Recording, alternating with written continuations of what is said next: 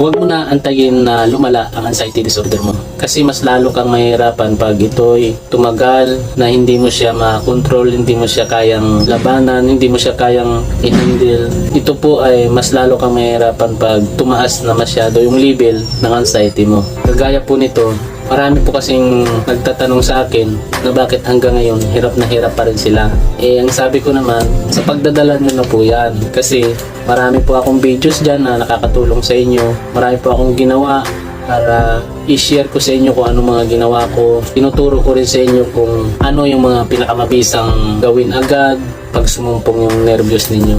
Kasi ganun din po ako dati nung bago pa. Sobrang nahihirapan din po ako, kaya dapat yung mga tinuturo ko, intindihin nyo po ng mabuti. Hindi yung ang gusto nyo kasi minsan pag nakausap nyo ako or nakachat nyo ako, ang gusto nyo, ma-replyan din kayo kagad. Ang gusto nyo,